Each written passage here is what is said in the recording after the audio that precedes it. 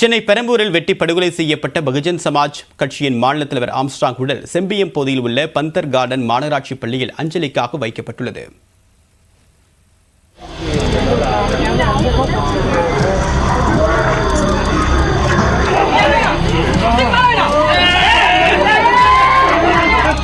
பகுஜன் சமாஜ் கட்சியின் மாநில தலைவர் ஆம்ஸ்ட்ராங் நேற்று முன்தினம் இரவு சென்னை பெரம்பூரில் புதிதாக கட்டப்பட்டு வரும் அவரது வீட்டின் அருகே 6 பேர் கொண்ட கும்பலால் கொடூரமாக வெட்டப்பட்டார்.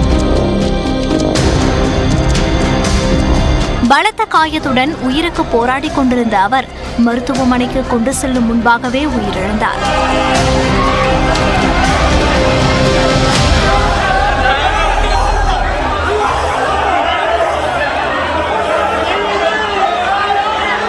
அதன்பின் ஆம்ஸ்ட்ராங்கின் உடல் ராஜீவ்காந்தி அரசு மருத்துவமனைக்கு பிரேத பரிசோதனைக்காக கொண்டு செல்லப்பட்டது.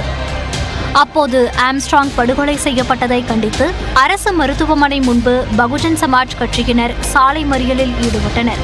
ஆம்ஸ்ட்ராங்கின் உடலுக்கு இறுதி அஞ்சலி செலுத்த பொதுவான இடம் கோரி காவலர்களுடன் வாக்குவாதத்தில் ஈடுபட்டனர்.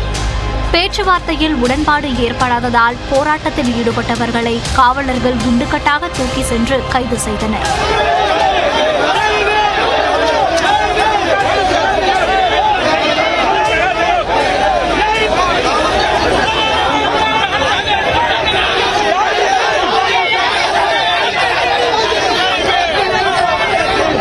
இந்த நிலையில் உடற்கூறாய்வுக்கு பிறகு ஆம்ஸ்ட்ராங்கின் உடல் எம்பார்மிங் செய்யப்பட்டு சுமார் 12 மணி நேரத்திற்கு பிறகு அவரது குடும்பத்தினரிடம் ஒப்படைக்கப்பட்டது. இதைத் தொடர்ந்து அயனாவரத்தில் உள்ள ஆம்ஸ்ட்ராங்கின் இல்லத்திற்கு அவரது உடல் ஊர்வலமாக எடுத்து செல்லப்பட்டது. அவரது உடலுக்கு வழிநெடுக ஏராளமானோர் அஞ்சலி செலுத்தினர்.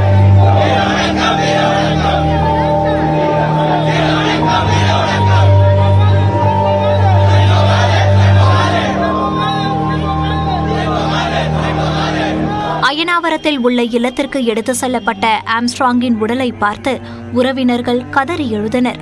தொடர்ந்து அவரது உடலுக்கு சடங்குகள் முடிக்கப்பட்டு குடும்பத்தினர் மற்றும் உறவினர்கள் அஞ்சலிக்காக வைக்கப்பட்டது.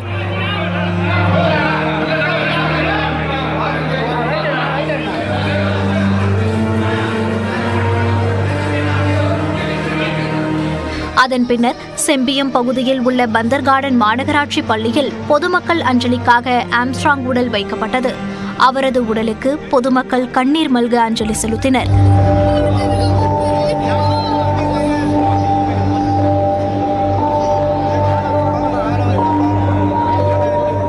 ஆம்ஸ்ட்ராங் உடலுக்கு அஞ்சலி செலுத்துவதற்காக பகுஜன் சமாஜ் கட்சியின் தேசிய ஒருங்கிணைப்பாளர் ஆகாஷ் ஆனந்த் இன்று காலை சென்னை வருகிறார்.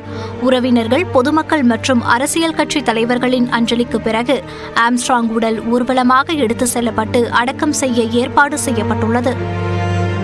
இந்நிலையில் ஆம்ஸ்ட்ராங்கின் உடலை பெரம்பூரில் உள்ள கட்சி அலுவலகத்தில் அடக்கம் செய்ய கோரி அவரது மனைவி பொற்கொடி உயர்நீதிமன்றத்தில் மனு தாக்கல் செய்துள்ளார். இந்த மனு நீதிபதி பவானி சுப்பராயன் முன்பு இன்று 9 மணிக்கு விசாரணைக்கு வருகிறது.